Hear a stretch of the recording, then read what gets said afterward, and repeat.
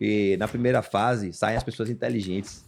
Na segunda fase saem as pessoas que são burras. E a terceira fica só quem é maluco. E eu acredito que o que a gente consegue mudar algo dentro de uma realidade social é através de uma empresa e de uma ideia. O sucesso está muito conectado ao quanto você aguenta sofrer. E o quão importante é você sofrer para você se tornar uma pessoa também de um certo sucesso. A ideia ela começa a ganhar valor quando ela começa a ser aplicada, mas ela precisa ser reconhecida como algo importante no começo. Brasileiro, você nascer num país com tamanhas dificuldades como nós temos, recursos escassos, mas eu não sei se é uma decisão consciente, mas sempre mantive otimista. E eu acredito que o que a gente consegue mudar algo dentro de uma realidade social é através de uma empresa e de uma ideia. E eu gostaria de já saber de você suas considerações sobre sua trajetória, né? Como você se tornou esse empreendedor, os desafios iniciais e como é que você superou, né, esses obstáculos. Brasileiro, você nascer num país com tamanhas dificuldades como nós temos, recursos escassos, mas eu não sei se é uma decisão consciente, mas sempre mantive otimista. E eu acredito que o que a gente consegue mudar algo dentro de uma realidade social é através de uma empresa e de uma ideia. Então, eu sempre fui um cara de muitas ideias, assim. Para mim, a ideia é o coração de tudo. Eu sempre escuto com muita atenção as ideias das pessoas, dou muito valor a uma ideia. Às vezes eu vejo umas conversas tipo, a ideia não vale nada e tal. Eu concordo. Tipo assim, a ideia ela começa a ganhar valor quando ela começa a ser aplicada, mas ela precisa ser reconhecida como algo importante no começo. Perfeito. Porque isso de uma forma muito prática, essa empresa que a gente falou de água mineral, a Hydrus, ela surgiu de uma ideia quando eu era muito garoto. Eu tinha uns 12, 13 anos e meu pai comentou comigo, falou, meu filho, você aperte, se prepare que vai vir uma crise aí. Eu falei, pô, mais uma crise, né? Tipo, a gente só vive em crise, na verdade, né? E aí eu falei, me sentia assim responsável por achar uma solução naquele momento para minha família. Você tinha 12 anos, era 12 garoto. anos, certo. Só que eu vim observando que essa região onde a Hydrus está situada, em Camaçari, em Vila de Abrantes, ela era uma região muito famosa pela água. Então as pessoas da comunidade, eu jogava futebol e o pessoal falava, tem uma água maravilhosa aqui e tal. Aí eu comecei a chegar em casa e falei, meu pai, pode beber água da torneira aí, porque essa água da gente é boa. E ele, rapaz, que negócio. Eu falei, o pessoal da comunidade lá de Terra Maior tá falando que a água... E eles tinham um poço que a prefeitura tinha feito para a escola pública, que chamavam chafariz desse poço. Sei. E eu começava a jogar futebol, beber aquela água, e eu gostava da água. E quando eu chegava na escola, por exemplo, que tinha água de bebedouro, eu achava o gosto do bebedouro ruim.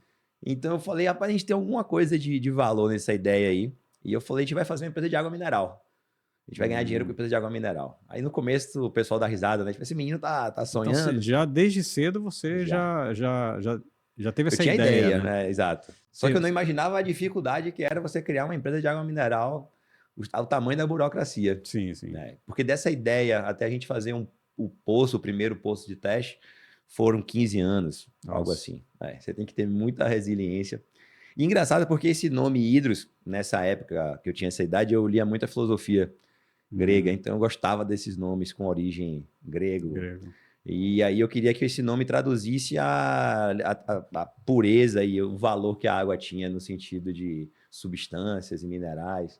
Então esse nome já tem mais de 20 anos que tá aí inalterado e hoje tá aí já no mercado e vamos lançar produtos, enfim. Isso foi uma parte assim de como começou minha trajetória com uma ideia. E depois eu me formei na escola, né? Ensino médio, e fui morar na Europa. Eu fui para a França.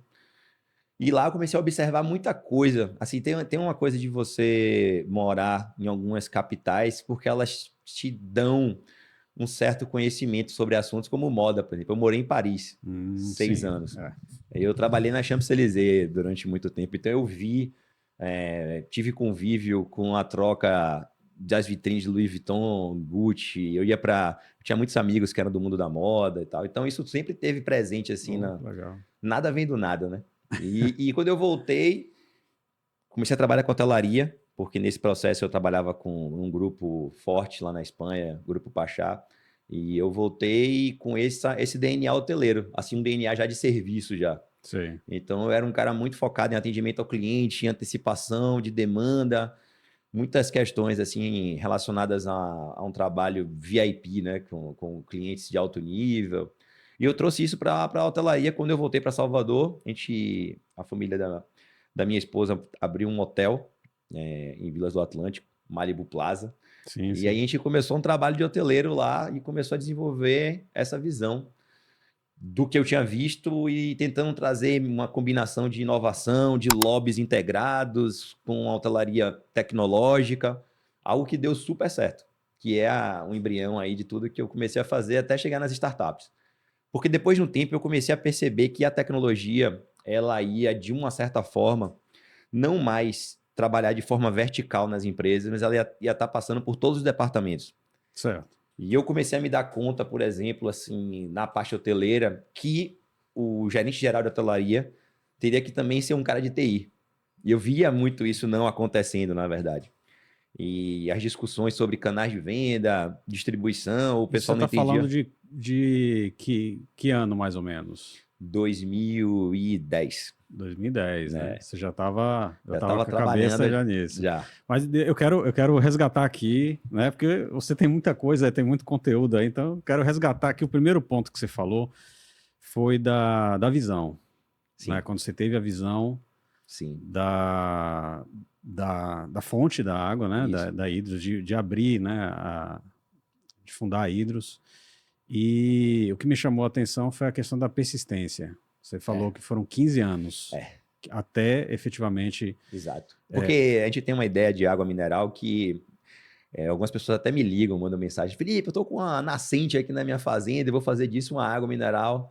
Aí às vezes eu mando o código de mineração para poder a pessoa entender o tamanho do que ela tá falando. Sim, sim. Outro dia até o cara falou: Felipe, você tem alguém para me acompanhar no DNPM, na NM? Eu falei: rapaz, você vai ter que ir tantas vezes. Vá logo sozinho a primeira vez, porque eu fui com meu pai dezenas de vezes. E meu Foi pai foi mesmo. centenas de vezes, Nossa. E realmente é uma construção de uma vida. Obviamente, vários parceiros estratégicos se juntaram a nós na jornada, que isso também é uma etapa que faz parte da vida do empreendedor, que é você precisar dos parceiros estratégicos, dos investidores, Certo. saber se relacionar com eles também é outra. Mas aí, desse processo que você perguntou, a gente entrou na questão burocrática de entender o que é que você precisava para ter uma fonte. Então, você precisa fazer uma pesquisa na área. Primeiro, você precisa de uma autorização de pesquisa. Da Hum. pesquisa, você parte para um processo de lavra. Na lavra, existem diversos testes. Basicamente, são 4 testes dentro de 2 anos em que o pessoal vinha do Rio de Janeiro para poder fazer o teste. Em algum momento desses você assim pensou em desistir? Você achou que não daria Não, a gente certo? tem Me um fala aí fator. sobre essa. Eu quero me prender na persistência, né? E o que aconteceu nesse período, que é um longo período, É se uma vida. tratando de uma vida. Na verdade, quando eu fui para a Europa, a minha ideia era conseguir dinheiro para poder a gente pagar os testes iniciais. Ó, E quando eu estava na França, uma certa feita, a situação ficou mais difícil. Meu pai me ligou dizendo assim: não, nós estamos com uma proposta de venda da terra na mesa. hum, E eu perguntei quanto era o valor. Era um valor, não era baixo, mas era uma coisa, não lembro na época, assim, perto de 500 mil reais. Meu filho, a gente tem uma proposta de 500 mil reais. Aí eu parei e fiquei assim analisando. Eu falei: será que talvez esses 500 mil reais não vai ser um mês de faturamento lá na frente de um negócio sério? como esse? E eu falei para ele, eu Nossa. falei: não venda, porque a gente vai fazer esse negócio acontecer. É porque eu acho que quando você tem uma relação assim familiar dentro do negócio, eu acho que na verdade ele também não queria vender, ele queria escutar o quanto eu Tá, entendi. queria o negócio, sabe? Sei. E eu acho que essa confiança, esse otimismo, ele tem que se manter. Eu até brinco isso assim um pouco em startup, porque na primeira fase saem as pessoas inteligentes, na segunda fase saem as pessoas que são burras, e a terceira fica só quem é maluco, meu. O cara que acredita até o final Verdade, e não vai verdade. abandonar nunca. Tem que chamar a SAMU para tirar o cara do negócio. E aí a gente ficou. E aí eu falei: vamos segurar. É porque quando você para pensar um pouco no que é Brasil, o Brasil tem um lado positivo, você não precisa de muito para ser feliz, né? Você tem Verdade. um clima agradável. Então eu falei pro pai: assim, com esse valor, a gente vai fazer o quê com isso? entendem. E outra coisa, assim, você falou, o Brasil ele tem muito problema para ser resolvido. Tem. Então tem um campo vasto para empreender. Tem. Né? Tem essa vantagem. Tem, muito. Mas você foi muito obstinado, né? Foi. Porque você fez essa viagem para isso, né? Então, de fato, é algo que eu acho que fica aqui para, né, para quem está nos assistindo. Duas características, né, importantes do empreendedor, que é a persistência e a obstinação. É algo que é crucial no sucesso. Outro dia eu vi o CEO da NVIDIA falando que o sucesso ele não depende do grau de skills, né, de qualidade, sim do caráter.